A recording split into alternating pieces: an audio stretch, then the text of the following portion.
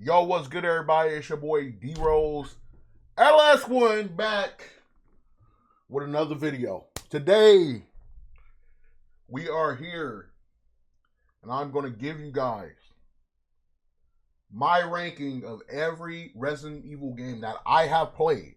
Once again, I'm going to say I have played.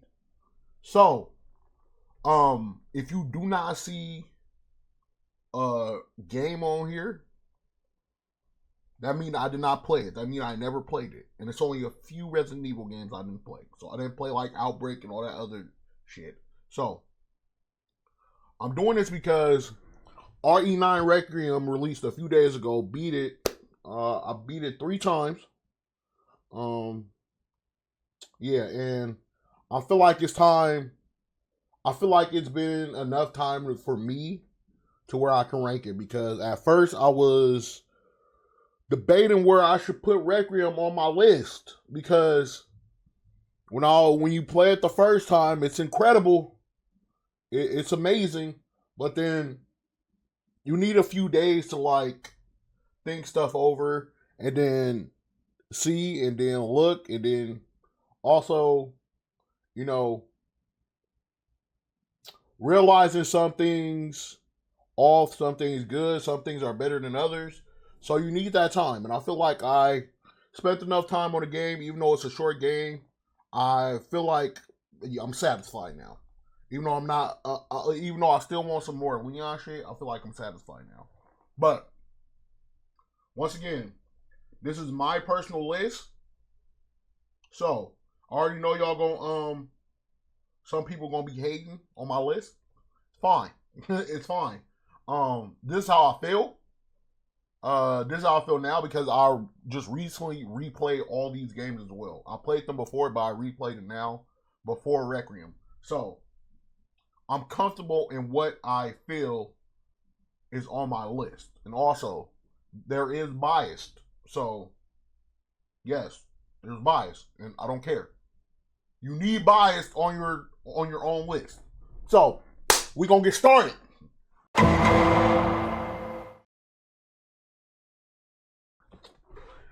At number 15,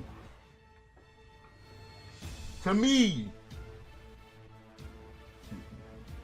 the worst game that I played in the Resident Evil franchise is Resident Evil Revelations 2.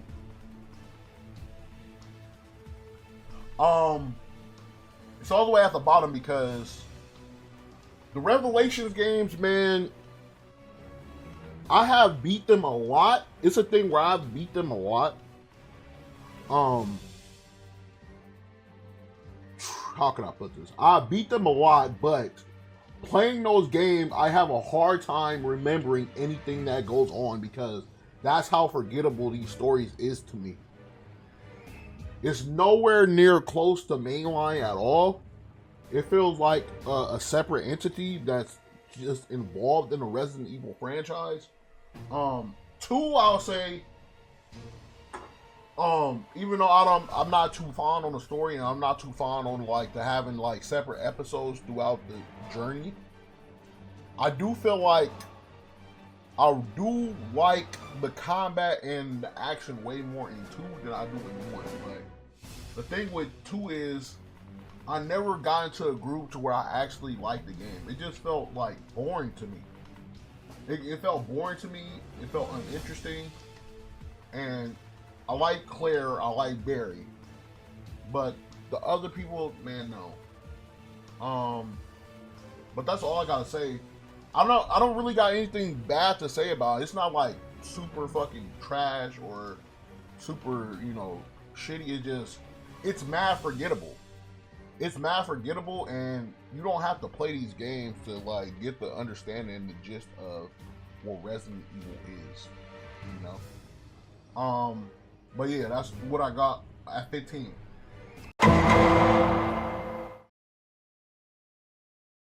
At 14, Revelations 1. Revelations 1, the same thing. I played Revelations 1 way more than I played Revelations 2, and I still can't tell you the overall plot of what goes on in Revelation 1, because it's boring to me. It's just boring. It's boring. It's not interesting. They got legacy characters in there. They got Chris and, you know, Jill in there. But I feel like when I was playing it, and I played this a few times, but the latest times I've been playing it, I feel like I've been forcing myself to play it so I can get through it. And I don't like doing that. So I felt when you force yourself to play something so you can get to like another thing, it drains you out of like certain experiences. And that's why like I did play it recently, but I don't usually go back to Resident Evil Revelations because it's not really important. It don't have nothing to do with nothing for real. I'm gonna be honest.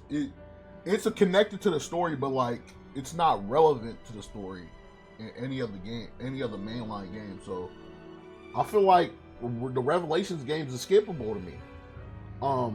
Also, don't got nothing to say. I understand a lot of people love, you know, Revelations. It's not my cup of tea, you know.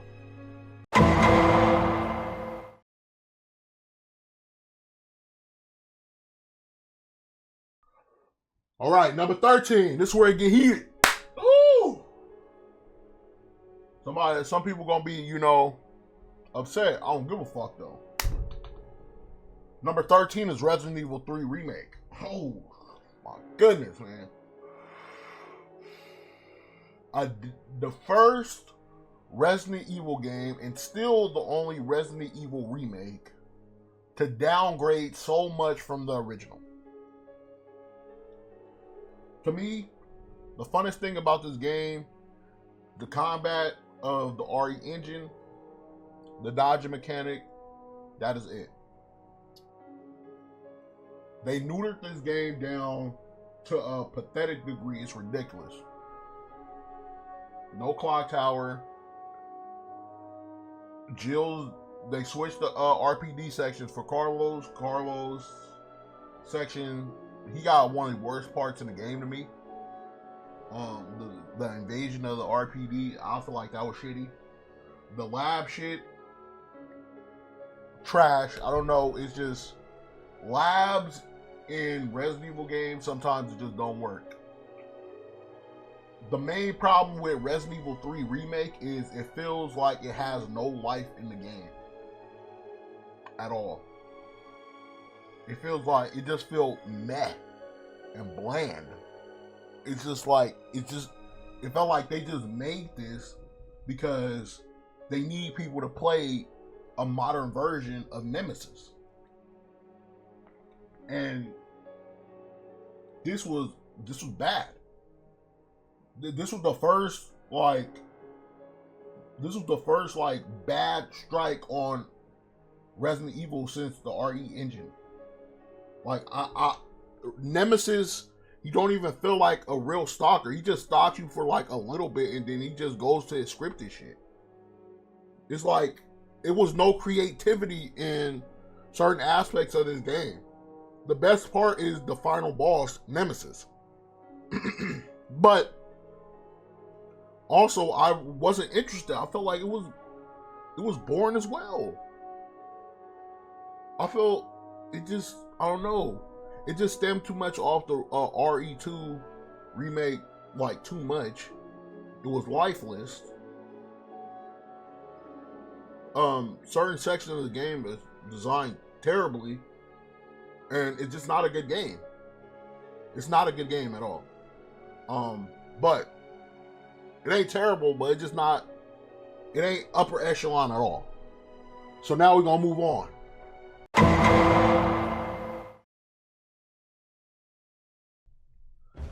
Number 12. Let's go ruffle some feathers. RE6. RE6. Let me tell you, I know some people gonna be like, what the fuck? You got RE6 over RE3 Remake? Yes. Why?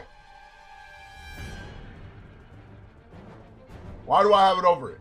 Because I had way more fun playing RE6 than I have fun playing RE3 Remake.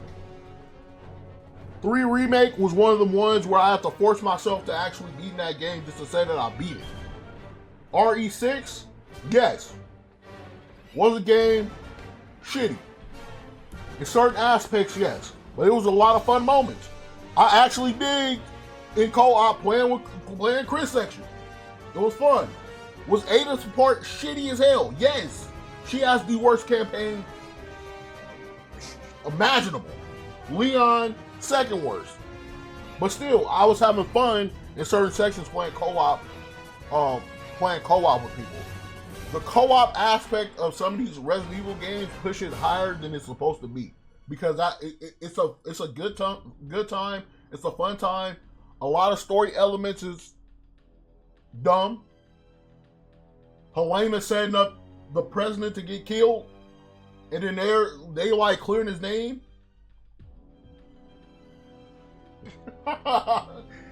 Whatever. Whatever.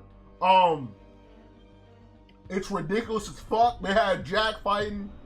I forgot the main. I don't know if it's a tyrant or is it a tyrant? They had him fighting the tyrant hand-to-hand fist. It was ridiculous. But some parts where you just see you getting hit by fucking cars, it's crazy. I just had. The game is terrible. Yes. In a lot of aspects, but I do like the combat, and I do like playing with people on there is actually fun. And certain sections was actually, kind of tough. It was kind of sick. But still, a bad Resident Evil game. It's definitely out of mainline games, it's definitely the worst. Resident Evil 6 is definitely the worst. Not including the remakes, But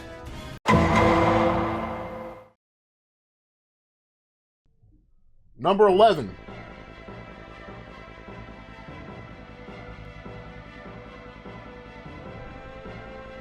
Number 11. RE0. A lot of people dunk on this game a lot because of certain mechanics and certain shit that don't make sense. Like how Rebecca in a mansion, she was terrified for her life, but in RE0 she ended up killing a fucking tyrant. Yes, it has problems like that. Certain sections is slow. I really like the train scene. I feel like the train scene is the best part of the game.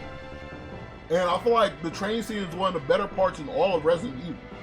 But the switching off is janky. The switching off between characters is super janky, super inconsistent. This game needed an item box. Very bad. Very fucking bad. Very bad. I'm telling you. Because the item box not being in RE0 made, a lot of things a problem. And it made backtracking so egregious. Because if your item slot is full with both of your characters, if you're switching it off and it's full, you have to drop the item in that specific spot you're at. You have to carry on to the game. And then when you need that specific item again, you have to go all the way back, grab it, and then go all the way and do the section again. Well, not do the section again, but like progress where you just was. It's just like, that was... It was too much. And the next game has the same issue. Not the item box thing, but it has the same issue with backtracking. But it was a few like bad design, enemies. A lot of frustrating enemies. The monkey was super fucking frustrating. Especially on hard mode, it was super frustrating.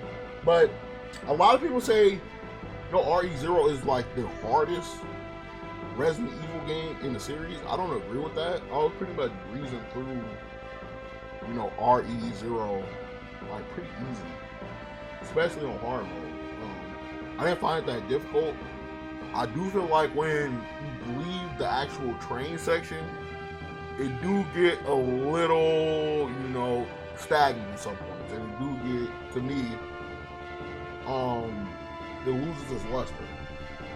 But it's still, to me, overall, a pretty decent game. I'll always go back and play Resident Evil Zero just to get like the feel, because even though it is, controversial, the item box thing is, it's needed, and it's definitely needed for when they remake it coming soon.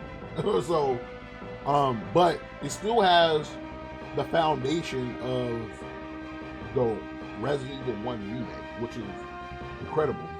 The pre-rendered backgrounds look amazing. It still looks good to this day. So I would recommend playing RE0. Like, just play it,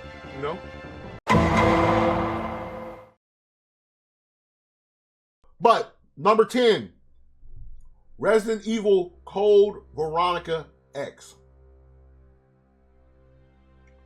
Now,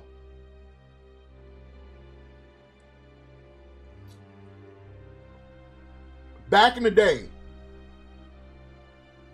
like a few years ago, like 5 to 6 years ago, everybody was saying Code Veronica was a fucking masterpiece. It's one of the greatest fucking Resident Evil games of all time. It's top 5, whatever. Today, opinions is varying. A lot. Because a lot of people were getting into Resident Evil 9 and they heard all this hype about Code Veronica. Then they played Code Veronica. And I feel like this is a fault of other people's bias, where they was hyping this shit up to the moon. But yes, Code Veronica, there are some elements where this game could be, one of the greatest fucking Resident Evil games of all time. They have super great moments. The section where, Claire goes into the castle, fucking amazing. I do like the reveal of them being twins, and then one of the brothers, the one brother, he had like multiple personality disorder, and then he was acting like the sister the whole time because she had died when she was younger. I thought that was cool, but the problem with that was, in the end, they revealed that she was, the sister was in the pod the whole time and couldn't be revealed until the brother died. So, that kind of negated that a little bit. When Chris showed up for the first time, aura farming like he usually does, that was incredible. I do like that, a lot of people have a problem with the backtracking. There is a fucking problem with the backtracking in this game. But the shit with Chris, I don't find it too, egregious as other people say, because when you play as Chris, you get to go to new parts and new sections of the game. And it's quicker and it's shorter. Alright? Yes, you got to go through the prison and through the laboratory and shit again with Chris. Yes. But Claire, Wesker, amazing. His reveal, and this is this is the first time Wesker has been revealed ever before since he got killed in Resident Evil 1 Remake. So this is Wesker. This is the first time we see Wesker with his powers. Incredible. Also, another highlight of the game. Finally seeing Chris and Claire interact with each other. We never seen them interact in a fucking Resident Evil game ever. Still to this day, that is the only time they had an interaction with each other. And their brother and sister. Great highlights. Problems with the game. Pacing is inconsistent as fuck. Claire's backtracking is a little bit egregious as well. Some of the backtracking shit could have been cut.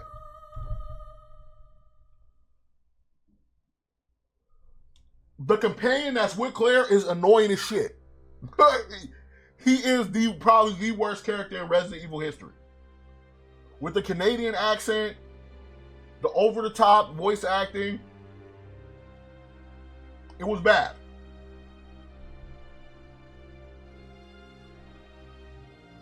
Some level design moments were egregious. And the biggest issue with Code Veronica, 100% that is a fucking game breaker, a 100% game breaker, and for me it was like, this shit cannot be top 5 at all. Because there are certain bosses in the game where if you do not prepare right, and people are gonna be like, well, this is a thing with Resident Evil, but no, this is nuts. Because there is certain shit, if you do not prepare right, if you do not have certain ammo, certain weapons, you will not progress within the fucking game. If you do not have that shit, you might have to start all the way over from the beginning. The Tyrant boss fight, to me, is the worst fucking boss fight in Resident Evil history. Why? This shit, luckily for me, I was playing on the emulator when I first played Code Veronica. So, you can reset and go back in the save, which is a good thing. Also, if you got one save, if you have one save slot, please do not do that. Make multiple saves. Because once again, if you have one save and you reach these two particular bosses, that will be the end of your playthrough.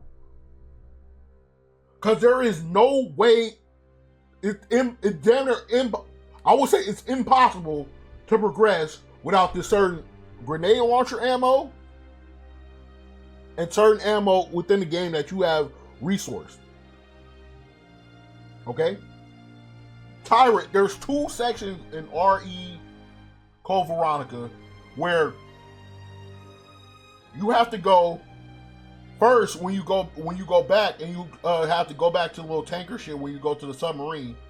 You go there, and while you walking through the little alley, he shows up.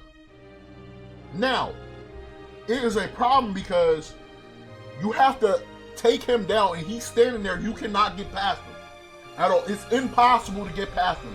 You have to use certain amounts of ammo to take this nigga down, or you're dead. What's the problem with that? The problem is you might have to waste all your fucking ammunition on this one section of this fight. The second section, he's on the fucking airplane. Well, I said the submarine earlier. No, not submarine. It was the airplane, the aircraft. It's not a submarine. It was the aircraft. You get to the submarine to get to the aircraft. Okay. Now this is where the tricky shit comes, because in this boss fight, you have to use all your weapons and drop these crates on him for him to fall off the airplane. The problem is you have to get him to actually start bleeding to where you can knock him off. Yes. If you hit him, if you drop the fucking crates on him, a lot of his health will go down. But you have to run around this small ass area within this aircraft, and he hits you every fucking time. There's no, bruh. He hits you every fucking time. And every fucking hit is deadly as shit. And the tank controls on this shit, it makes it even more egregious. So he follows you around, he swipes, he hits you every fucking time. Now, If you do not have grenade ammo, this nigga he is a straight up bullet sponge. Straight up bullet sponge, bruh. If you don't got the right amount of equipment. And then this is the part where 50% of people that started Code Veronica has not finished the game because of this section right here. The second thing is, the second person is when Canadian dude, he gets turned into the fucking monster, and you have to run down and get to the fucking get to the little lever thing. Him also hits you every fucking time as you're running away. I got lucky. I got lucky to get away from him. He swings and he hits you every fucking time. It's so badly designed. And I forgot, the final boss with Chris. The shit where she's spouting out fucking extra, it's a shitty fuck. This game need to be remade the most out of any single Resident Evil game. That should take priority first. It could be an incredible game if they tweak certain aspects of this game. But still entertaining, still a great game. Still like the story a lot. It still has a good to great story in Resident Evil Code Veronica.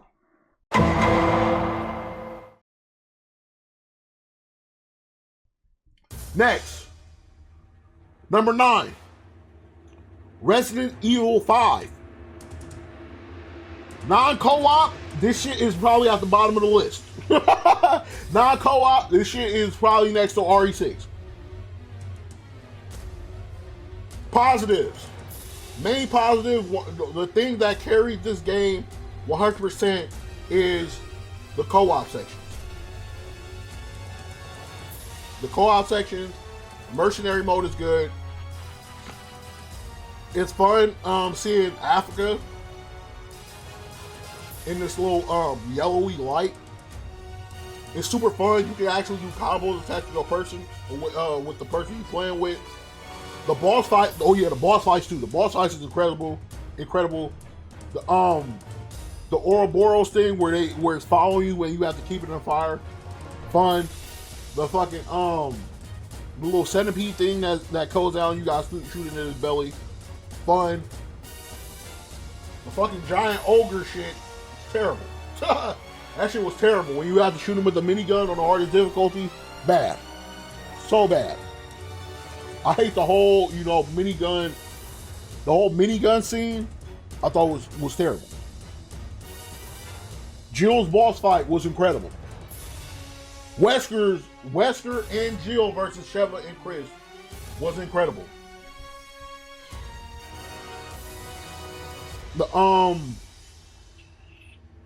The boat section, where you have to ride in the boat and go to different parts of the island and grab certain pieces. Also amazing to me. This is all with co-op though, because the bad thing is the AI. The AI is terrible. The AI is the worst AI in gaming history. Sheva AI is trash. It's trash. It's complete garbage. I would not recommend anybody playing Resident Evil 5 by yourself. It is not that interesting. It's kind of boring. You don't have that interaction. You don't have, the interaction where you can talk to people and you have an actual real competent person there to actually help you with certain shit. The AI will just frustrate you to make you quit the game. It will make you quit the game. Highlight and the most important thing about Resident Evil 5, the final Wesker boss fight, chapter close on Wesker, that was an amazing moment.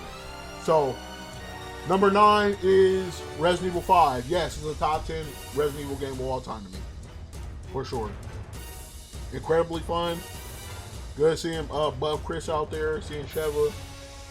And yeah, a lot of the bosses was actually fun, and it has to me it has a lot of replayability. So yeah.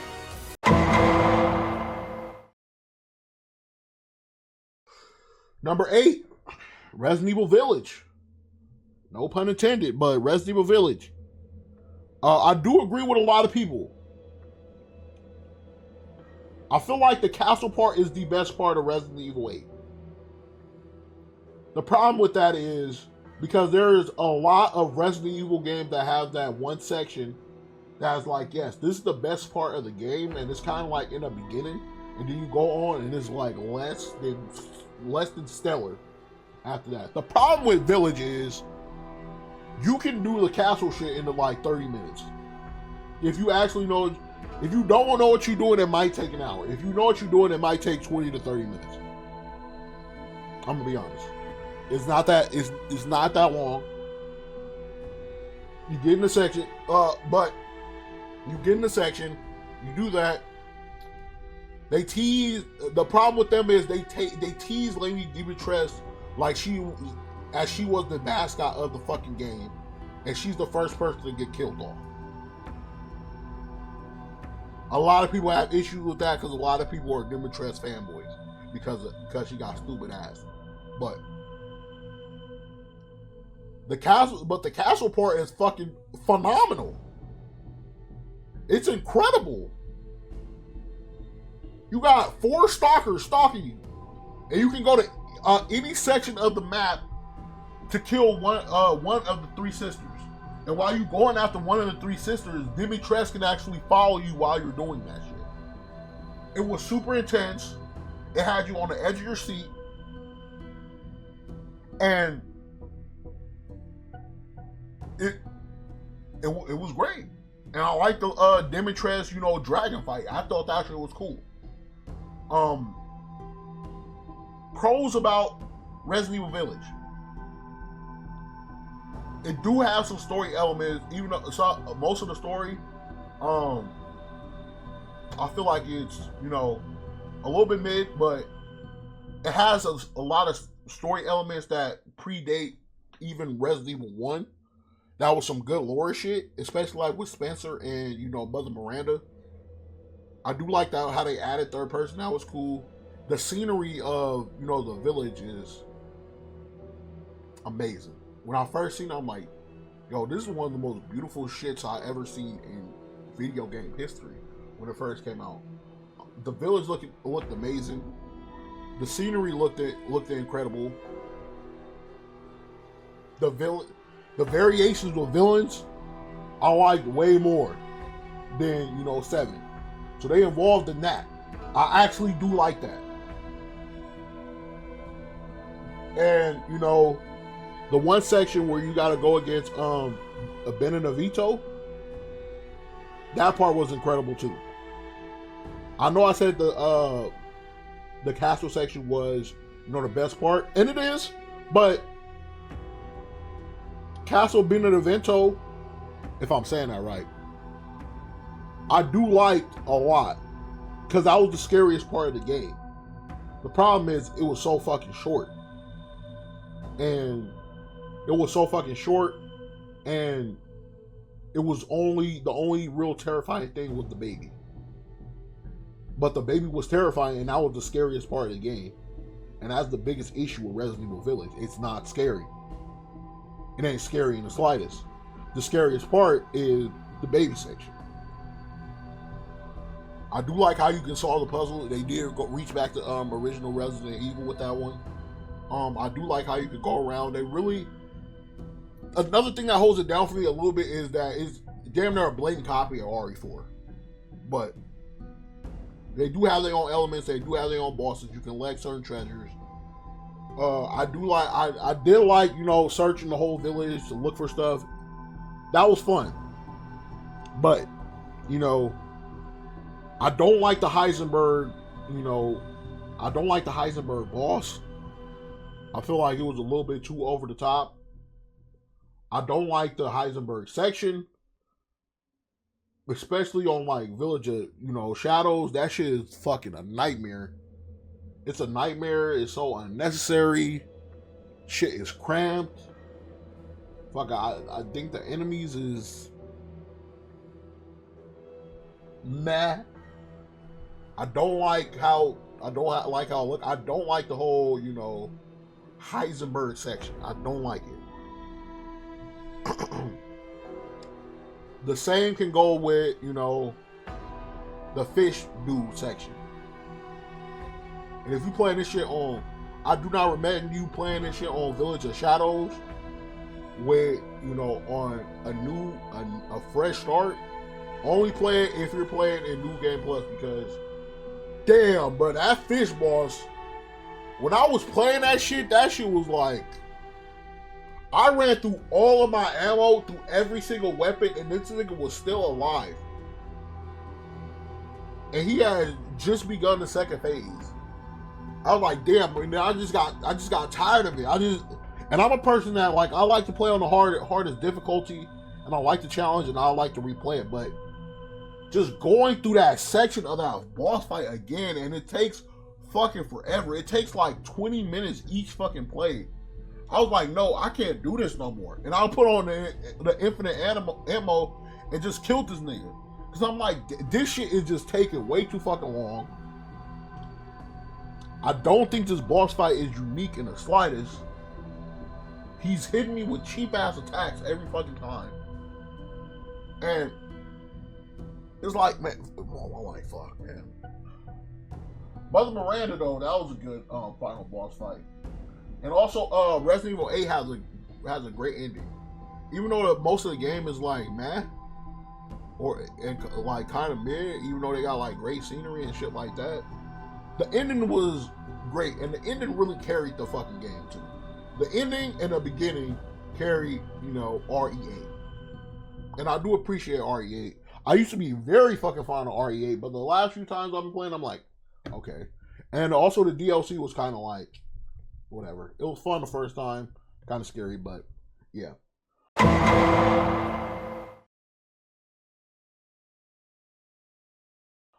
Now, number 7, Resident Evil 3 Nemesis, the original.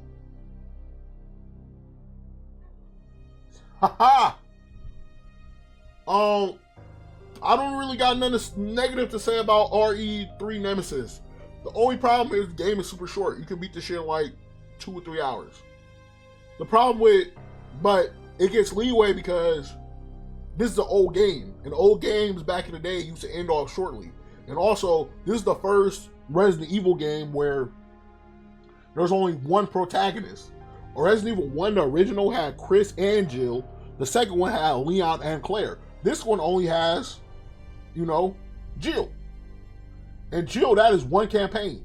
Each of the other campaigns of 1 and 2, that shit takes like 3 hours. It just seems longer because there's 2 separate campaigns. The problem with the remake of that shit is, it is a modern game. You cannot have the same fucking amount of time. Add some shit, nigga. Instead of adding, they took out a bunch of shit.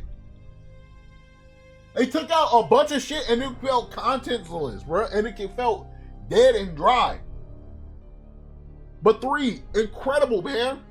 Even though Nemesis was a scripted stalker, it felt like he was stalking when it's not scripted. Because he's chasing you. And this is where I feel like the tank controls worked. Alright? Even though I'm not a fan, I fucking hate tank controls. I get it here. Alright? And Nemesis is way more intimidating than the original. Because you have a limited amount you can run, and you got a dodge mechanic, but the dodge mechanic is kind of shitty. So you have to like perfectly pinpoint that shit. But Nemesis, he will fucking dash at you, nigga. He will chase you like through the ends of the fucking earth, bro, and he'll just pop up out of nowhere. It's not like in Resident Evil 3 Remake where he pops up in like cutscenes and shit. No, he's an actual in-game engine. He will just jump out at you and chase you. The nigga will be sitting on top of the building looking at you with a fucking rocket launcher. Screaming, stars. Bruh, it was sick. Bruh, Nemesis was way more terrifying in this one than in the remake.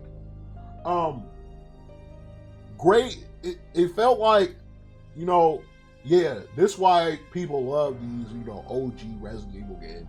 It had a lot of life in it. You can do a lot with the zombies. There's a whole bunch of optional sections that you can do to where if you do certain shit in the game, it can change the outplay of how the game actually works. Also, they have like A and B scenarios to where you can actually choose to actually interact and actually fight Nemesis, or you can do shit like run away, or you can cut down the bridge. I think it was like cut down the bridge or just knock fucking Nemesis off the bridge. All right, and then I felt like because they did have it in RE3 where like if you take down Nemesis you get a fucking item or something, but this one the items are way more beneficial to you, and it feels like way more satisfying when you actually take down Nemesis in these certain moments, and you get like these certain weapons. You get like certain snipers and certain pistols, and you get like the most valuable thing to me. You get these like canister boxes with first aids where you can get like 3 first aids in one. These are like essential things that can help you beat Resident Evil 3 on the hardest difficulty. If you take out Nemesis, and taking out Nemesis is not fucking easy. It's not at all. He has a lot of health. He gets back up. He acts like he's dead, and he gets back up and go after you again. And it's hard to dodge him, and he's so fast you can't really do shit against him. And then after, when you like get a far distance away from him, he shoot rocket launchers at you. It was crazy, bro. The Carlo sections was to me way better in original too, because it was different. You went somewhere else, and also in the original you didn't have the fucking shitty lab section, which was not needed. The clock tower, incredible, man. I'm like, when I'm playing in the clock tower, I'm like, why didn't they add this? This was great. Him chasing you through the clock tower. You gotta go up, set up the puzzle, all that type of shit. It was great. And then he chases you by the actual top of the clock tower. You can decide to beat him. This is one where you can pick the A or B section. You can beat him and you can get an item. They reward you for that shit. It's great, man. Also, they added the little parks. They took out the park section too in a remake, I think. I don't know. It's been a minute since I played RE3 remake. That was the only one I did not like replay because I played the original. But the park section was cool too. I know a lot of people don't like the park section, but I actually liked it. But yeah, the only problem with Resident Evil 3 Nemesis is it was too short. It was just way too short. But great game. Love Nemesis. And now, the next 3 picks, I'm not gonna lie, are interchangeable. And they all could be top 5, top 4 or 5, bro. But I'm still having a real issue actually, picking which one is in a certain spot. But I got what I got now because I don't know how I feel,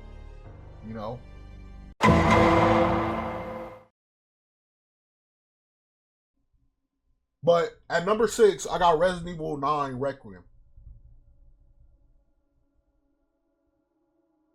Can Requiem be top 5? Yes, absolutely. Fucking amazing game. Incredible game.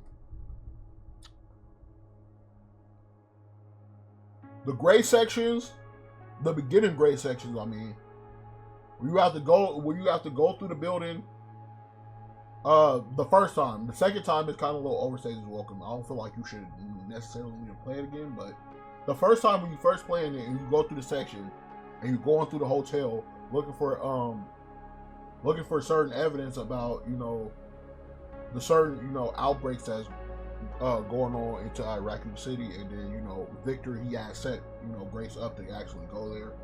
And that's actually the place where, Alyssa Ashcroft dies. So she having, memories about that, and then she remembers like the files in there and shit. So, and then you get the scene where the police officers start attacking you, and you got this crazy scene where you gotta like get unstuck from the thing from the hotel, and you gotta stab him in the eye and get away, and then Victor Gideon comes, grab you, and takes you to the hotel. And Leon comes. Leon, he has his sections where he busts through shit. Man, he's walking through the streets, just busting shit. But I feel like the mansion section is phenomenal. Or the is it a mansion or is it like a hospital? Is it a hospital? If it, I'm gonna just say the hospital, the Haas mansion, the hospital mansion section. I'm not gonna lie, that's one of the greatest greatest sections in Resident Evil history. It might be the best. I'm gonna be honest. Walking through there, it's super intense. They got different variations of specific enemies.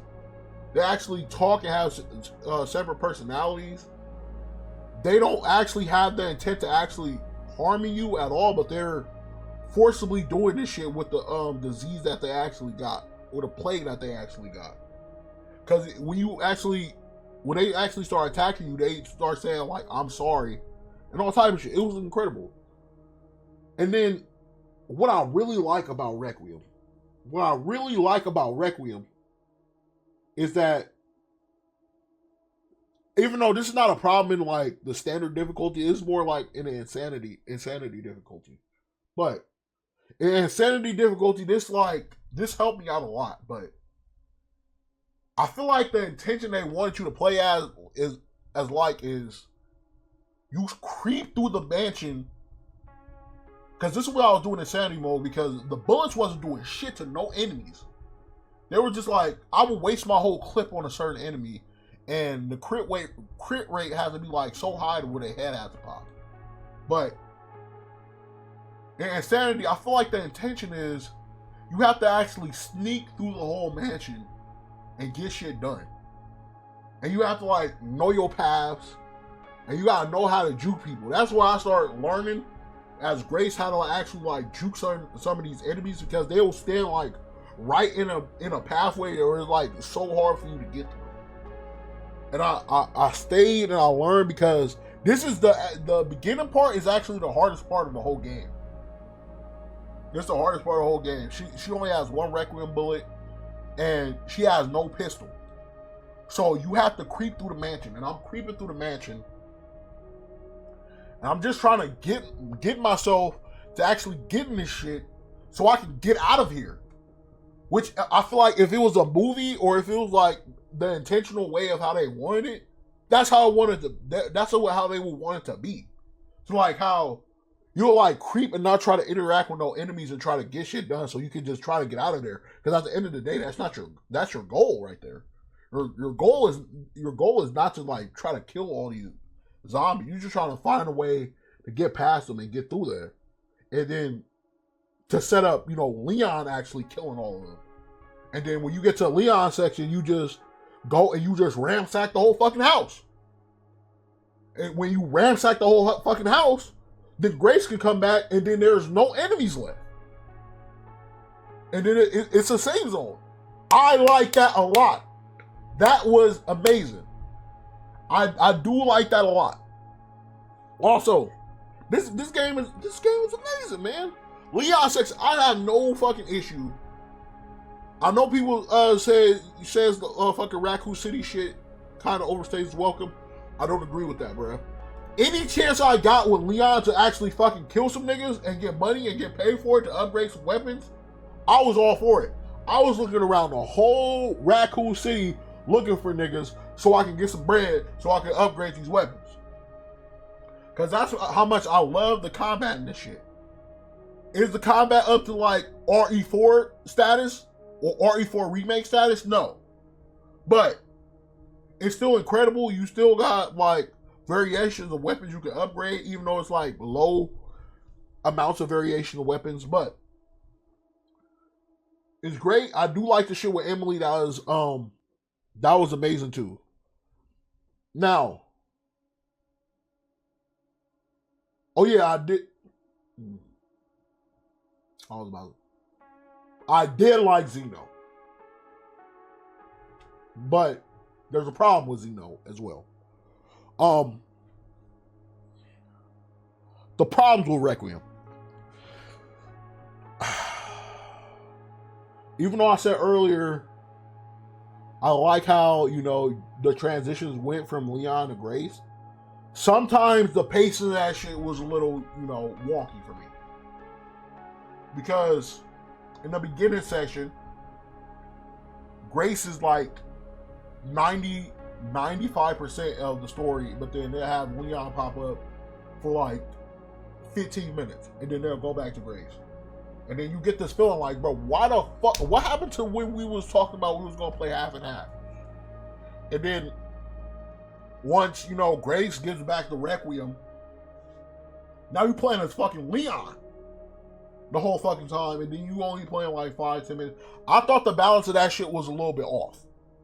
Just a little bit off on some sections. This is not a big thing. It's more like a nitpicky thing because it's just a little bit. But overall, I thought it was great. I just thought in a few sections, I thought it was, I thought the pace was a little off with it. Another thing, a few just small, also another thing, small parts of great sections drag a little bit. They just drag a little bit for me. I feel like what part was it? The basement part. It's cool, but it just dragged on just a little bit. The orphanage section was straight garbage. I'm gonna be honest. Oh, the orphanage part is. The orphanage part to me is the biggest problem with this game. I'm not gonna lie. That's the biggest part of this game because the orphanage section, it causes so much fucking confusion within the actual game itself. It's not necessary and it's not needed because it's not relevant to the story at all. Because of the reveal that we got in the at the end, that section was not needed at all, and it was not necessary at all, and it was irrelevant to the plot.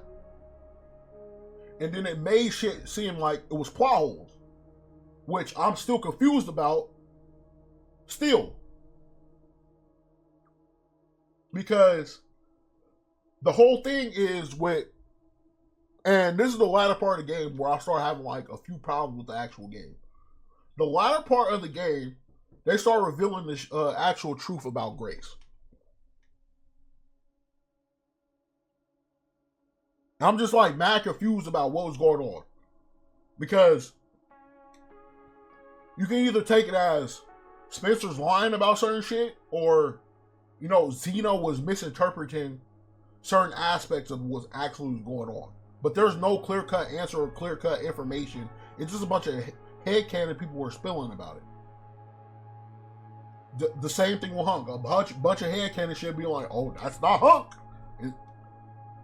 But niggas fucking Hunk. But it's just a bunch of niggas got headcanon to say a bunch of shit. But they reveal that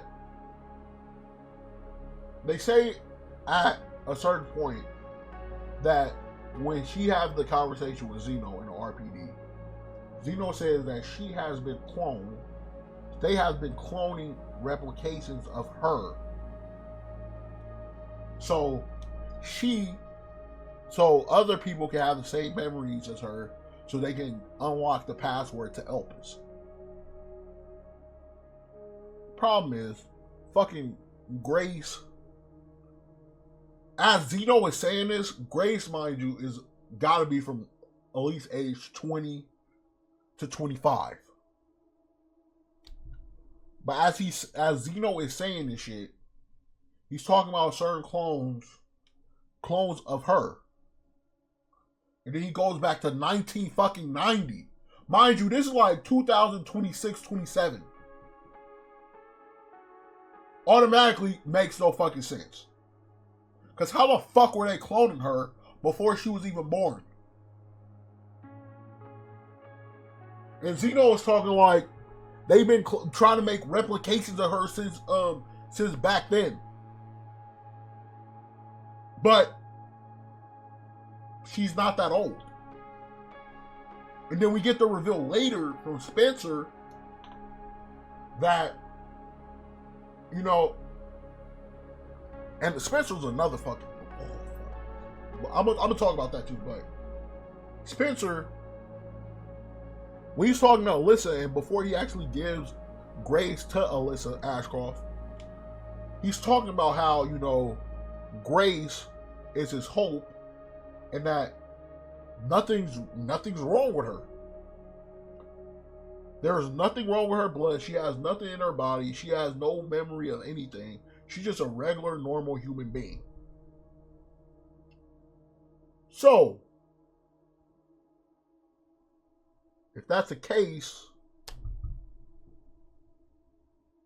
and then they also state that, you know, Grace is the original.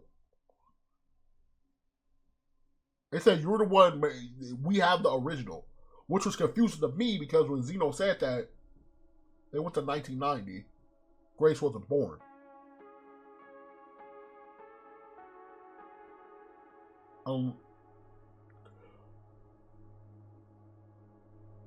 But then they said, you know, Grace is just a normal person.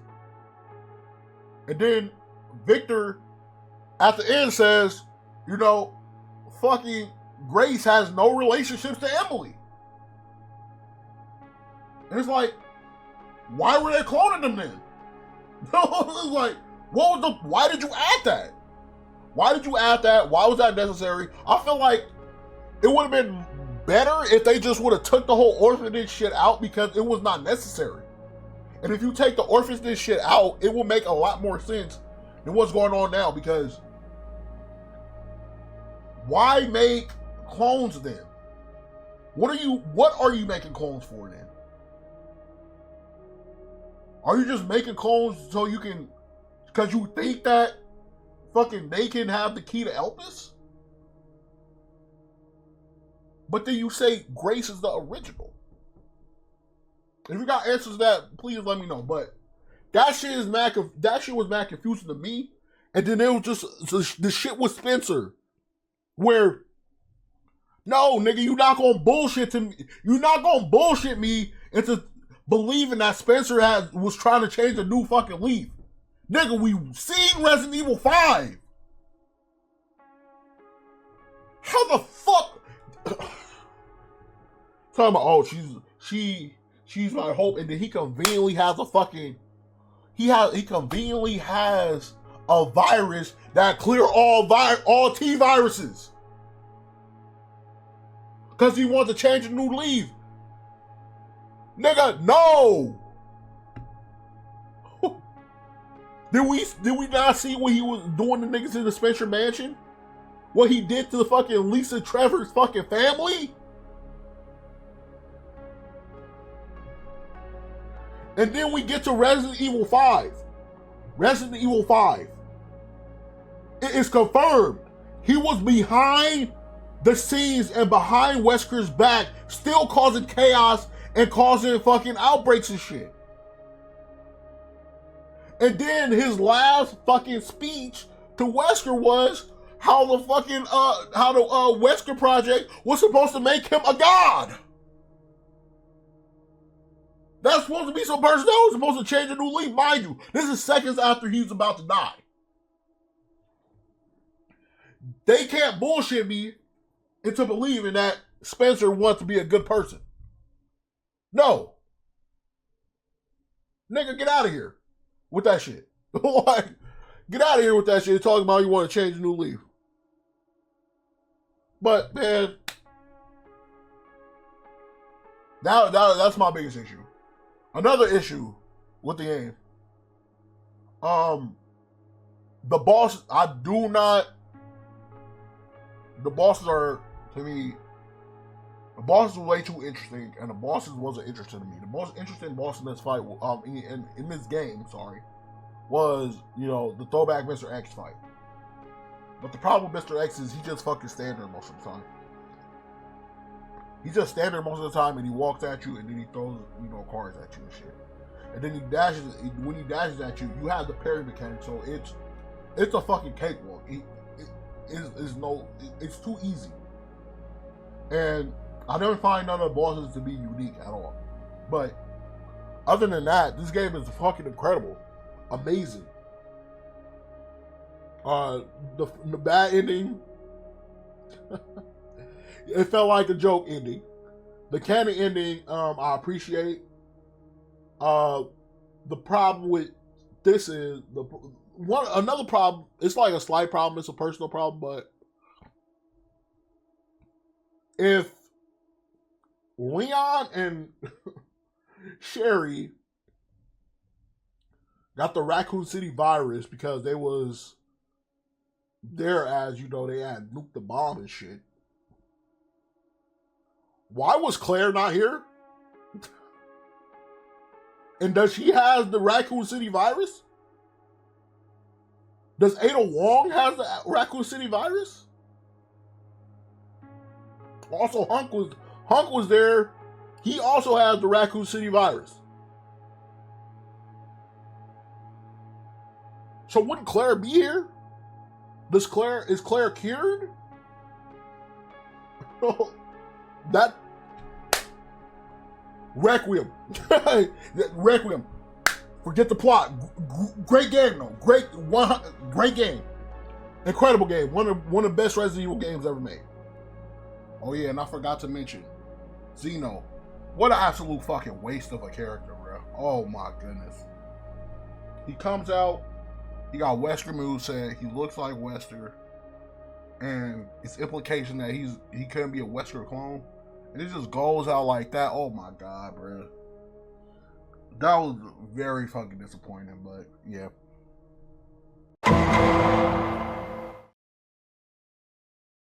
But next, I was conflicted about this because I was debating, is Requiem better than Resident Evil 2? My number 5. We in the top 5 now. My number 5 is Resident Evil 2 remake. And I'm contemplating and I'm debating because fucking RE2 remake is fucking incredible, man. Story's incredible, characters are incredible. Both stories incredible. The only problem is the A and B section. The B section is feel like you just dashing. That's just a mad dash to get to the end. But the game is incredible. Leon section is incredible. I do like the upgrades. I do like how it's still a little bit tough to actually take out certain zombies. They elevated Mr. X so much to what he originally was in the original Resident Evil 2 to what he is now. Man, he'll chase you around the whole RPD. Like, I don't think it was scripted either. He'll follow you everywhere, and it's so fucking terrifying when you hear his footsteps over, like, outside the door or like above you. You can hear his footsteps throughout the building. It's fucking terrifying. To where you got like these mass amount of enemies, and there's Mr. X right there, and you trying to figure out a way to get past them. It's like, it's great. It's great. I really like Leon's section. I really do like Claire's section too. The problem with this is there's no way that both of these shits is canon to each other. Because niggas dies in separate ways. Like, no pun intended to, But Mr. X dies a specific way in Leon's campaign, but in Claire's campaign, he dies to William. Huh?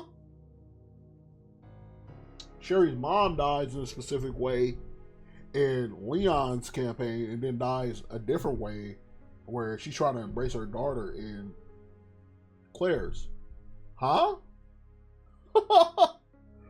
William Birkin has a boss fight with Leon and then has the exact same boss fight with Claire in the same fucking spot. Huh? So It was just a few tweaks that could have been done to fix that. Just have Leon fight Mr. X. Just have Claire fight William Birkin. And just give a specific campaign for,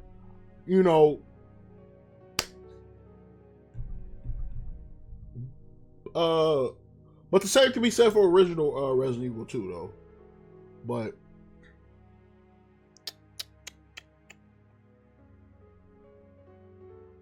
it still was different. It's just the ending of Resident Evil, the original, that was like the same. But that being said, Resident Evil 2 remake is phenomenal. The only thing I have a problem with is the lab section. I don't like lab sections in Resident Evil. That's just me personally. I don't like the lab sections. I don't like the little plant shit where you have to put fire on them to actually kill them. It just, man, I don't really got too much to say about it. It's been said enough. Oh yeah, the impact of Resident Evil 2. Oh man, when that shit came out and all the mods came out and they was like making Pennywise, Mr. X and Ronald McDonald Mr. X, bruh. That shit was so lit, bro. When that shit came out, that was like the height of like Resident Evil when that shit came out, like the height. Yeah. It was a good time when that came out. Also, that was the first Resident Evil game I actually played, and it was actually a good time. I like Ada Wong. I like the prison sections. The RPD looks phenomenal. The whole thing looked incredible. What a bad day for Leon's birthday, but yeah, love Resident Evil 2 remake.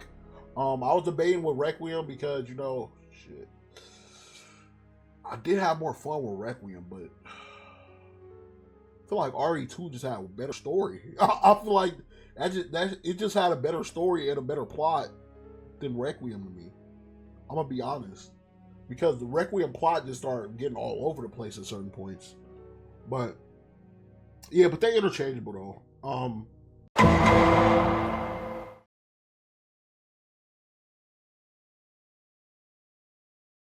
Number 4, Resident Evil 1 remake. Some consider this the greatest remake of all time. The greatest Resident Evil remake of all time. It is phenomenal. Great. Still holds the aspects of, this is what a remake should be, It still holds the aspects of the original game, but it elevated to a higher standard, They elevate the puzzles, they elevate the buildings, they elevate the scenery, they elevate how everything looks. They elevate the actual visuals. Still to this day, to me, Resident Evil 1 Remake is an incredible looking game. The pre-rendered backgrounds still look amazing to this day. Still look great. The 2 campaigns, Jill is like the easy mode. You can just ramsack a bunch of shit. Cause she got crazy shit. She got like bigger inventory slots. She has an automatic, lockpick to where she can keep it the whole game. She got the grenade launcher and a whole bunch of shit. Also, game is fucking terrifying and it's intense and it keeps you at the edge of the seat as well. Because before the blisters and blister heads in RE9 Requiem. In RE1, we had, Crimson Heads. And the Crimson Head is fucking ridiculous, bro. You want to avoid them niggas at all costs. In Requiem, you'll like attempt to try to kill them or attempt to stop them. In RE1 remake, you will try to avoid them at all costs. Also, the Crimson Heads was not in the original game, from what I hear. So, elevating the game even more, just incredible. And you walk around the house, and then if they don't tell you, which is also cool, they don't tell you, but you have to actually burn the bodies, so the bodies won't come back. Because if the bodies are just standing there, and then you can look and you can walk past the building, as you go throughout the mansion, as you go through the Spencer mansion, and you start looking at the bodies start mutating. And you can actually see before they actually start getting up. And if you walk past, they get up. Them niggas is so fucking aggressive. It's insane. They blitz at you, they run at you, and then at a certain point, if they hit you with a combination, you're dead. And you gotta start all the way from the beginning. And this is like OG Resident Evil, so they have like increments. So you can fuck up your whole progress if you don't play it carefully with these, with these Crimson Head. So I suggest burning them. But it's a limited supply on those. But yeah. The Crimson Head was great going down, playing fighting one of the Crimson King boss fights was amazing. Lisa Trevor as, I like the whole section where you actually lead a mansion and you actually have to go through like the cabins and shit. The Lisa Trevor, chasing you throughout the certain aspects of the game as a stalker. She was like the stalker of the game.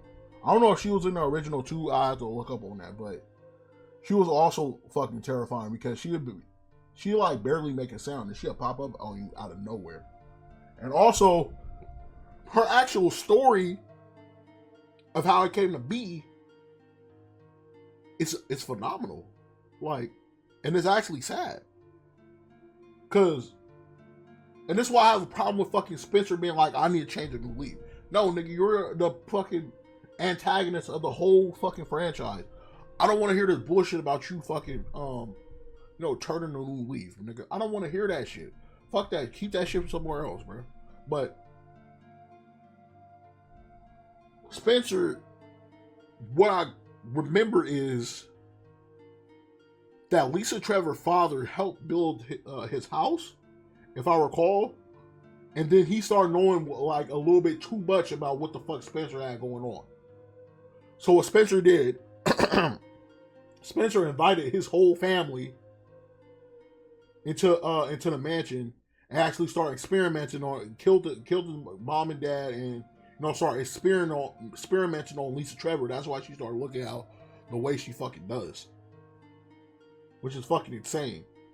And then like all this shit was the whole Spencer's mansion shit was also a conspiracy theory, and also correlates, and it's great because as that shit's going on, like incredible.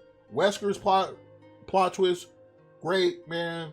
I do like how you have like two different companions with you. You get Chris, you get Rebecca, and if you get Jill, you get Barry, and Barry does a lot of fucking shit for you.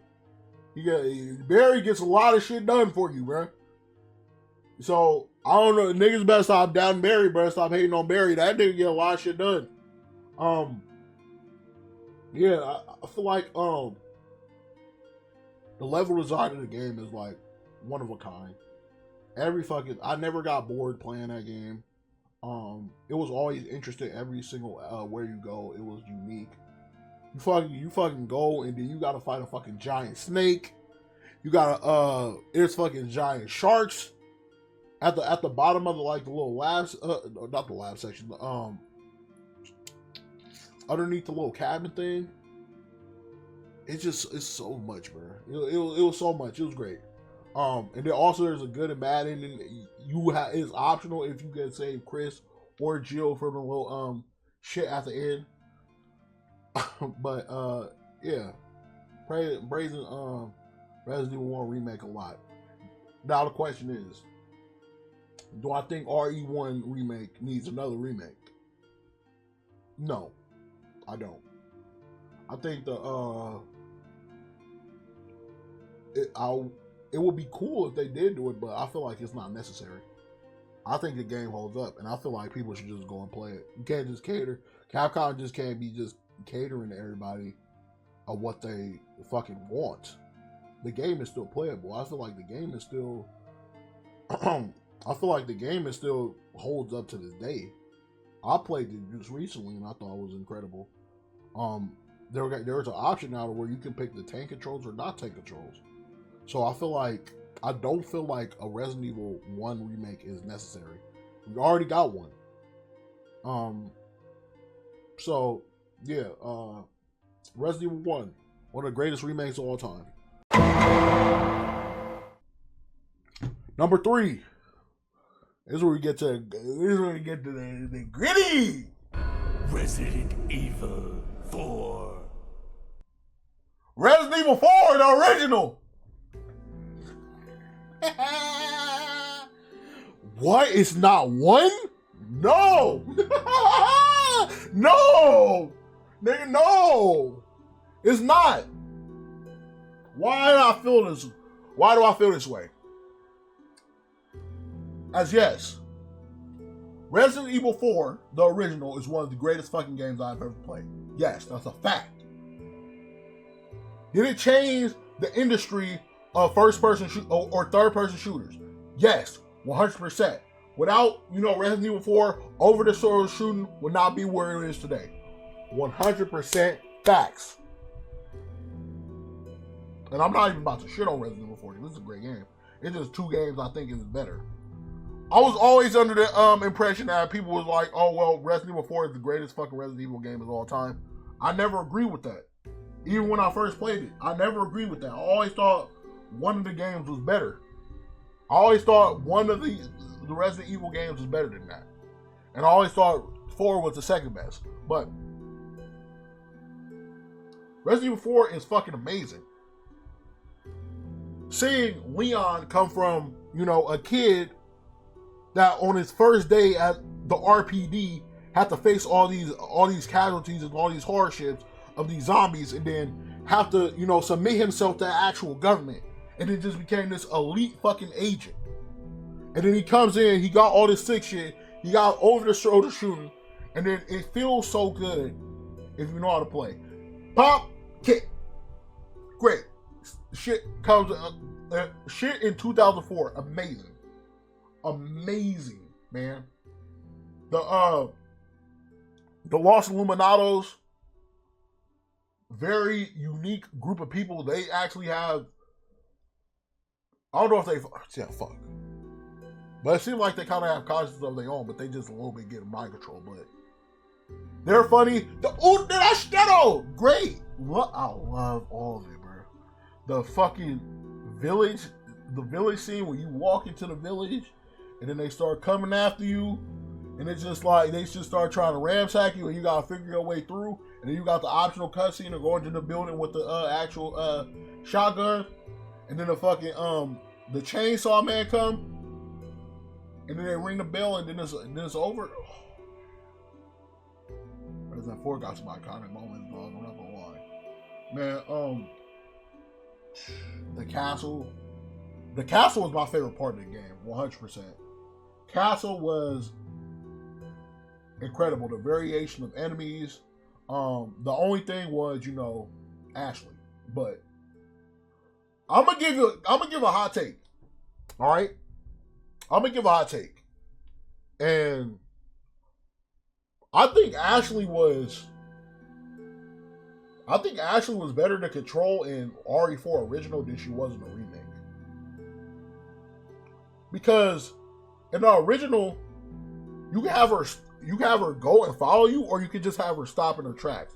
So it made it really convenient to where if you're in a certain room, you can have Ashley sit in that certain room, and then you can go to the next room and kill all the enemies. And then also you can just have her like sit in a corner while you go, and you can kill everybody, and they will never even notice her. In 4 remake, she follow you regardless. She either follow you close or she follow you like from a distance, and they're both like very inconvenient for you, because as she following you from a distance, they can see her and they can automatically go for her, and they can jump side from side and go from her without you even looking. I felt it was better because you can hide Ashley hella fucking far, get shit done, go back and get her, or you can just sit there and call her to come. They're great. The puzzles was cool. Is definitely good for better than a lot of puzzles, but it's Resident Evil, where Resident Evil is just like the king of puzzles. So the castle was great. The boss, what's the name boss fight? The optional one where you got to go up the elevator, or you can just kill him right there. Great, because nigga, you can one shot him with a rocket launcher. It was just like those little moments. Resident Evil 4 had a lot of life to it. It had a lot of life to it, and they has a lot of different ways you can actually beat the game, which I really do appreciate. The boss fights is top notch in this fucking game. Fucking incredible. Amazing. All of them. I love all the boss fights in the game. Leon, this is where you really start with his like charisma and shit and his one-liners. Ada Wong's back. Great.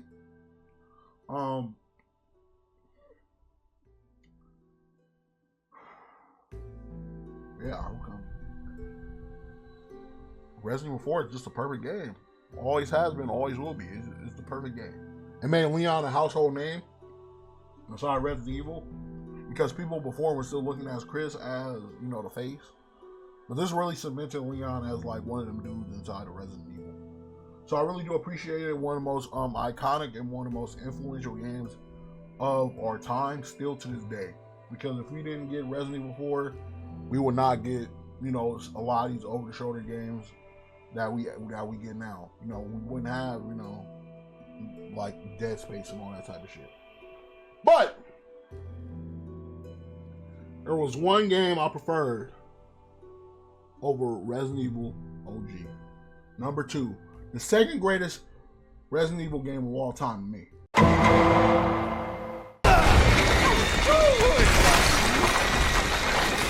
You wasted your time.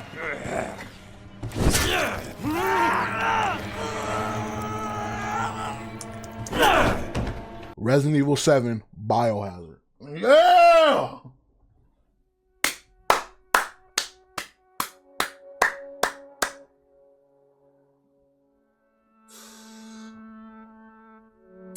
Is Resident Evil 4 a better design game than, you know, 7?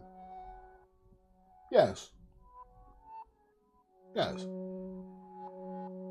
I'll even say Requiem has, you know, better design aspects in the game than, you know, 7. But to know the actual impact of Resident Evil 7 Biohazard, man, this game saved Resident Evil alone. That it gives, you got to give that shit credit on that aspect. And I'm about to go in depth about how much I fucking love this game. Resident Evil 7 Biohazard, the game that saved Resident Evil, alright, had, you know, the staff lock in. To me, this is one of the most important games, if not the most important game in a Resident Evil franchise. It brought horror back to the fold. It brought scariness back to the fold. Evolutions and puzzles back to the fold. Alright. It's a little controversial at first when we found out that this game was going to be first person, but that's the only way you can experience this game. Alright. This is purely, like I said, off my bias.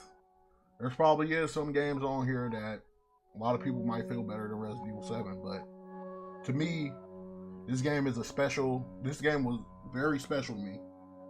And also, it was the game that got me to become like a massive like Resident Evil fan. Like for real. I could just go on all day, you know, giving praise to this game. Man. Jack Baker, man. Jack Baker, he is my favorite stalker. To me, I feel like he's the best stalker because as you walk into the house looking for Mia, you can see him like walking past, like so it's so terrifying. You can see him walk past, and then after when he gets Ethan, bring him in the house, and they have like you have Ethan sit at the table with the whole family. And this is the like predecessor. This is given the notion that we gonna have to go through all these niggas in different points. Like it's like setup. It's like what they do sometimes in Far Cry. You know, where they show the whole band of people, and then you go one by one get into them. You sat at the table, Dave. There's Lucas. There's Jack. There's Marguerite. And there's Evelyn as a grandma, but no Zoe, because Zoe Zoe, she's there, but she puts the armband on you and she leaves. But it gives you the notion that these are the motherfuckers that you're gonna go against. And automatically, once they all leave, and it's just Evelyn sitting there as the grandma, it already becomes tense. As you're walking through the hallways, now Jack is the stalker. Jack is the stalker. He's my favorite stalker. I think he is the best stalker. Mr. X is in very close contention. My problem with Mr. X is I feel like a lot of his movements is like kind of predictable. And when you see it like a few times, you like know how to get a hang of it. You know how to get around them. Unless you like need to get, like if you need to get the bookshelves all the way over or not. And he just walks around and he just gives you like a haymaker. Jack is fucking insane. Jack is nuts. He's walking around the house. First off, when you don't open the door, it's just like the living room, the kitchen part, and he's chasing you through that sequence. And as he's walking, he's mad, intimidating, and he is antagonizing you like fuck. He will chase you throughout the household, especially on my house. He is crazy fucking fast. He'll chase you around the household, and he'll fucking talk shit about you. Oh, Ethan! And then as he's chasing you around the house, he got specific patterns and cutscenes that are optional. That if you in that specific place at a specific time, he'll come bust through the fucking wall, open the bathroom, grab you by the neck, throw you, toss you. Also, he is so fucking devious. This nigga Jack Baker is so fucking devious. This nigga kill you, and while you're dying, well, not kill you, he'll permanently harm you. And while you're dying, he will bend down and put the first aid kit right in front of him and have you crawl and go get it to go heal yourself so he can beat your ass and kill you again. Son, Jack Baker is too iconic.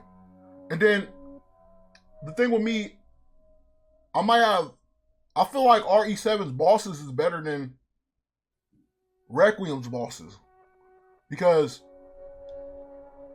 the Requiem bosses, even though they're like epic, they're mad like easy and predictable. You just gotta like, the main gist of the Requiem bosses is, and this has been going on for a while in Resident Evil, you just have to hit the highlighted part of their body, and that is their weak point. There's a moment like that in this game, but that's all the way in the end at the last Jack fight. But in the first Jack fight where he cuts half of the fucking officer's face off, bro. Oh my god. And then he just sitting there beating the shit out of him with the shovel. And then you have this boss fight where you got one pistol, you shooting them, and there's two options that can happen. You can get the keys and start driving the car and run him the fuck over. The second thing is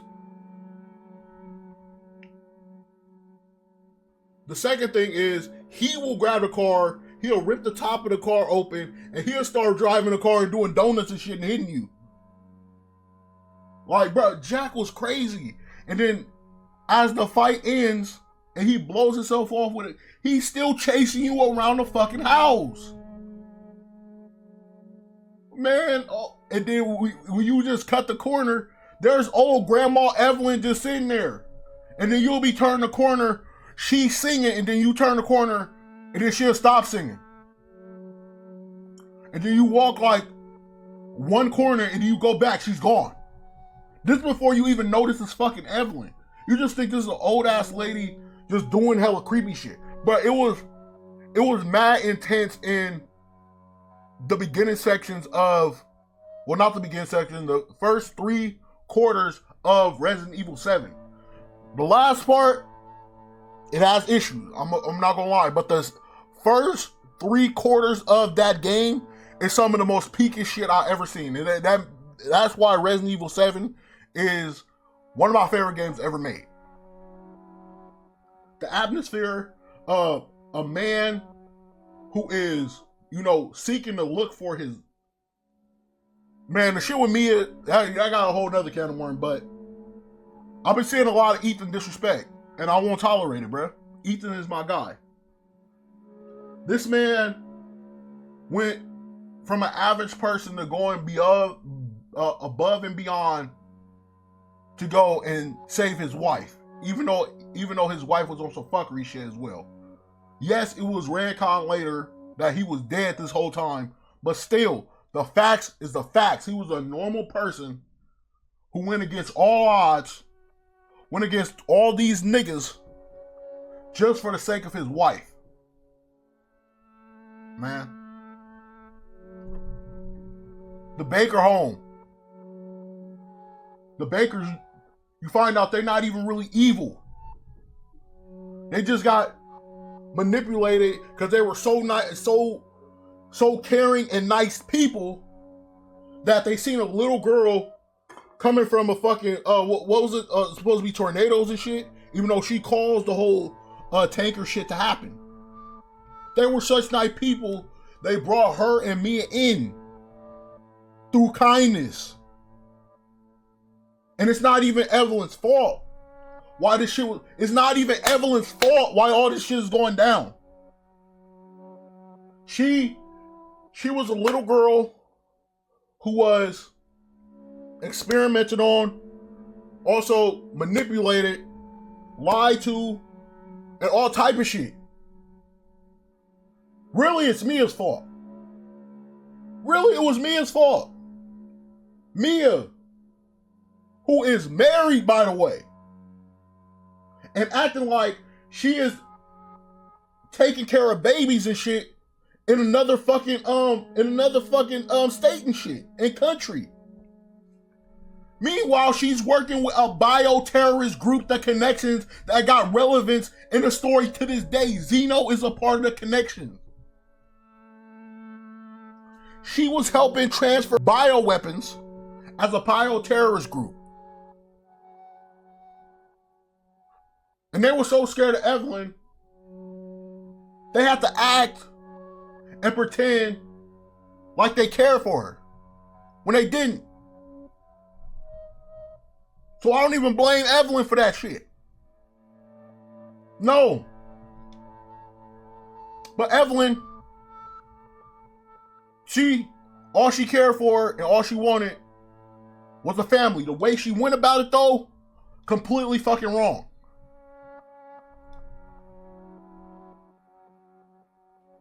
She mind controlled and manipulated the Bakers to start doing what they're doing and start killing random people and homeless people and creating them into molded in their house. Nigga, this story is crazy. But if you, man, boy, and Jack is such a good person. In the afterlife, he went to go talk to Ethan and told him, we need to stop Evelyn. But I don't blame her. Oh, she's still a good kid. She just wanted a family. He still, even though she put his family through all this shit, he still had kindness. He still had kindness for Evelyn.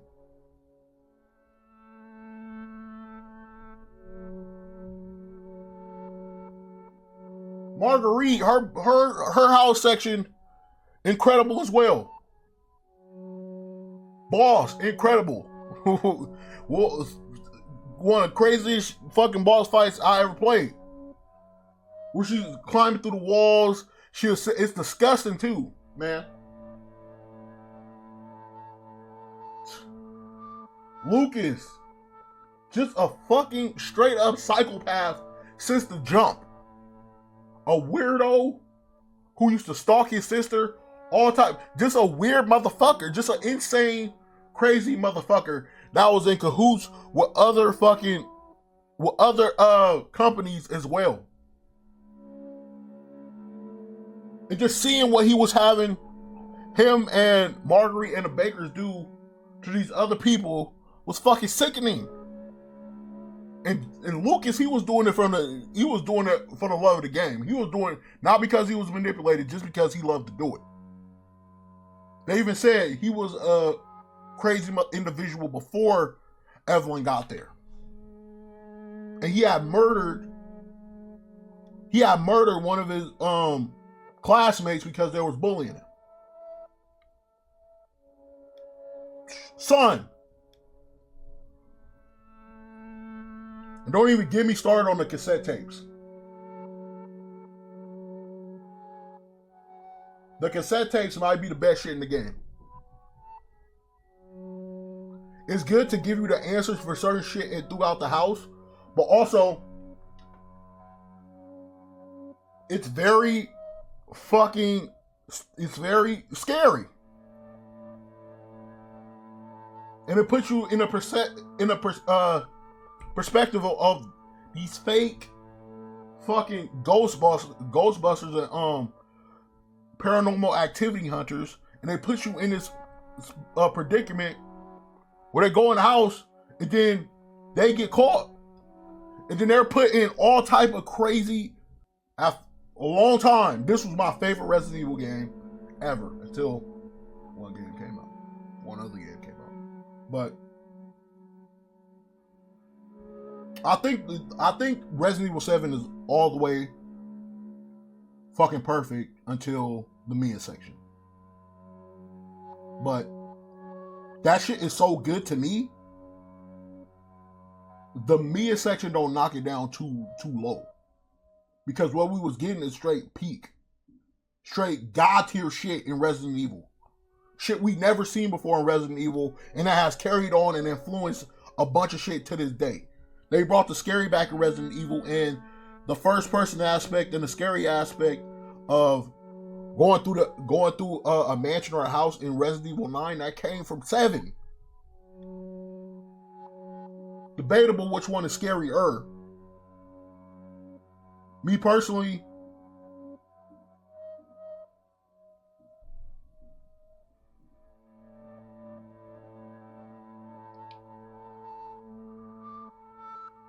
I'm gonna lean towards 7. The problem is that in Requiem, they got way more variations of enemies in that game than 7. But in 7, it's just a molded. But it makes sense though, because Evelyn is the one created having the Bakers and her create all these things. It's just her creating what the fuck she want to create. Mind you, she's still a child. So it was designed to have these molded in there on purpose. So Evelyn would just create and mold it. But that's all she know how to make because she was a child. And she was misguided. But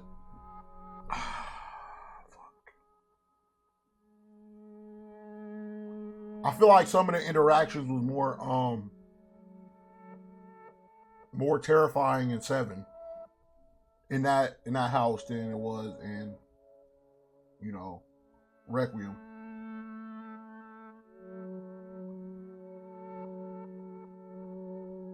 Because fucking Jack, he can stalk you anywhere and on like the first and second floor of the mansion until you actually kill him in his boss fight.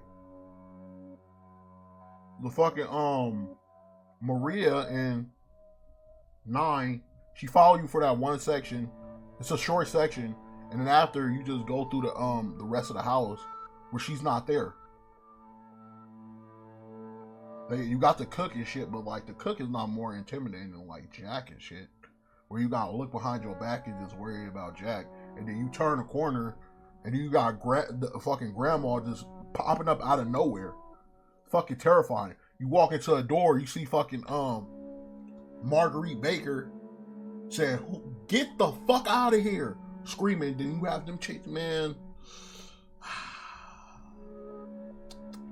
I love Resident Evil 7, man. The problems with Resident Evil 7, of course, is the Taker section, Mia. Everything with Mia was pretty much a problem. Like I said earlier, she's married. Married, not Ethan is her boyfriend. She's married. And she went straight up fucking lied to him, saying she was doing something that she wasn't, and was shipping bioweapons. shipping bioweapons with a bioterrorist group. It had connections to Mother Miranda and all this other shit. It was 100% Mia's fault. And then even entertain the fact that you even would even be her mother is some fucked up shit. Even though she didn't like agree or disagree, she was definitely like low-key a little bit playing along with it. Then, even though it's not her fault, she fucking tried to kill Ethan. But then they give you the option like pick Zoe or, you know, Mia. You don't pick Zoe all the time, but like to be honest, Zoe, she did more good for Ethan than Mia has. Way more. But it was like kind of trolly. And then they end up being a canon ending anyway that you have to pick Mia because that's a canon ending. But even if you pick Zoe's ending, she fucking still dies or still turns into the little thing anyway for Joe to like fix her and shit. The whole Taker section, it's been said enough. Badly designed fucking section of the game. That whole section was just like not it. The mines was cool. But the game definitely takes a dip once you get to the Taker section. Because Mia, it feel like a lot of that shit could have been cutscenes. We didn't have to play that out. It felt mad unnecessary. We didn't need it, but that's my number 2, man. Second best Resident Evil game to me is 7. And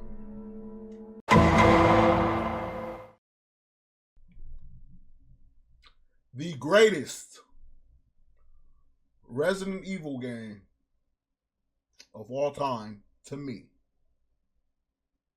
Ya la la la la la la, ya la la la la la la.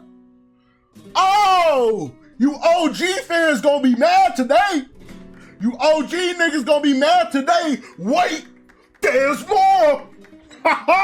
Resident Evil 7. I know that got you niggas a little tight, but my favorite Resident Evil game of all time is Resident Evil 4 Remake. You RE4 OG niggas gonna be mad. Guess what? I don't care. Don't care. To me, Resident Evil 4 elevated the original Resident Evil 4 to a higher degree. A few problems I had with Resident Evil 4 the OG is that they had a little bit of too much goofy shit in there that didn't necessarily need to be in the game. Resident Evil 4, take all the goofy shit out. It's actually serious. They take the goofy shit out, and if you're mad, like damn, they don't have the actual feel. They don't have the goofy shit that they have in fucking RE4 the original. Nigga, Ada Wong's DLC. They have all the shit that was cut in there, all of it. But now it's just Ada section now. So nothing is cut. Nothing is cut throughout the game. Everything that you thought was cut in the original release, they're all in Ada Wong's DLC. And that's another thing. Ada Wong's fucking separate ways shit in the original, it felt like they were just, it felt like low-key padding shit, and it didn't feel necessary. It felt like they were just doing shit just like give the player something. It didn't hold no substance or anything to me. The only thing we got from that is that she was working with Wesker. Alright? The 4 remake version of Separate Ways, that shit elevates it. It's like a whole completely different story for the better. It's like an actual story that fucking connects with actually what's going on with Leon and what's going on with Leon in the actual story, the connections with Wesker, and the connections with Luis. Another thing, characters are way better in the remake. Way better. Combat to me, way smoother, way better. You can say, oh, well, It's just an imitation. I don't care. The imitation is, to me, better than the original in all aspects. Resident Evil 4, the remake, one of the best looking games I've ever fucking seen, bruh. I remember seeing that trailer when they revealed it and showed that. Bruh, I was like, man, I almost dropped tears in my eyes seeing that shit. Fucking, I love the flow of the gameplay, the flow of the movement, the flow of the gunplay, and how you can just do hella shit. You can parry. The parrying, oh my, it's so satisfying, the parry shit in this game. So satisfying, bruh. It's so satisfying. You just want to just parry, you can parry a whole bunch of shit. It's a reason why, you know, Requiem wanted that gameplay style in there. Because it was so fucking fun. Mercenaries now, so fucking fun. You can just fuck shit up, man. Not saying the original 4 had a bad, you know, mercenary. It's debatable that mercenary might be better than this mercenary. But I just like just fucking shit up in this combat style. Alright?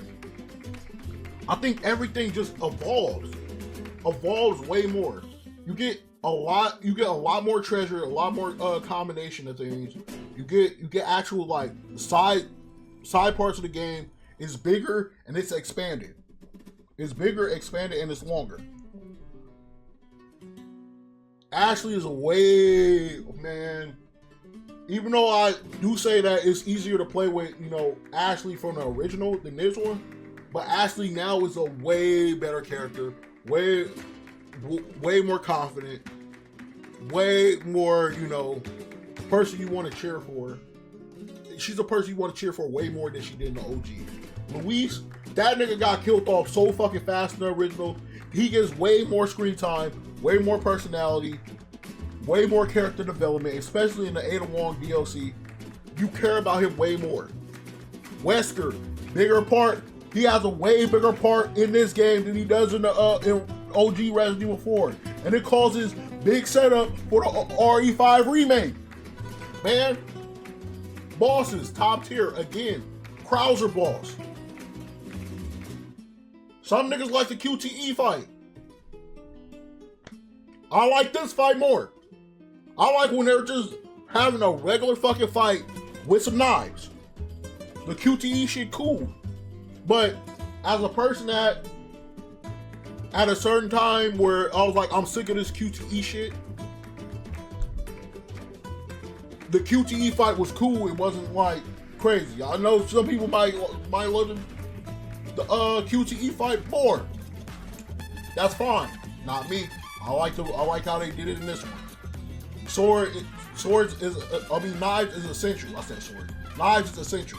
And plus, it's way more difficult to beat Krauser in this game than it was in the original. In the original, it was an Easter egg. It's funny, but it's way too easy. You can do this shit on the hardest difficulty. All you have to do to beat Krauser in the original game is just keep swiping him with the knife. This nigga he's damn near immune to fucking guns. Anything but a knife. But he says knives are more effective, and he meant that shit literally. Because you can take him out in 10 seconds with the knife. You can stun lock him and kill him in 10 seconds and it's over, bro. I was surprised when that shit actually happened. Because I was having so much trouble with him in the OG on professional. And then I just pulled out my knife and I just started swiping him. He couldn't do shit. But the knives are still very effective now, but like, it ain't something that could just like destroy him. Like, but man, I can go on about RE4. I beat the remake. I beat this game so many times, man. So many fucking times. It's incredible. I love the castle part. It's so big. It's so big in scale. There's so much shit you can do. The enemies look incredible. The physics of how they, you know, arms come off, their head come off, their legs come off, how you can just blow people in half. Fucking love it, man. Oh man. Resident Evil 5. if Resident Evil 5 can be like that with co-op, Resident Evil 5 might be the greatest game ever made. Resident Evil 5 remake might be the greatest game ever made if they do that shit like that, man. But I'm not one of them, people that be like, oh, well, all the OG games are better than the modern versions. No, I don't think so. I think a lot of them are blinded by nostalgia, which is fine. But I'm not gonna lie and say I enjoyed the original RE4 more than I did the remake, and I was like patiently waiting for the remake to come out, and I just had so much of a good time. Even though I already had higher expectations for Resident Evil 4, and I knew what was gonna go on, it still felt fresh to me. The combat style felt fresh to me. Alright, but that's my list, man. Thanks to everybody for watching. Please like and subscribe. Let me know how you feel. If you disagree, agree, man. But I'll be back with the next one.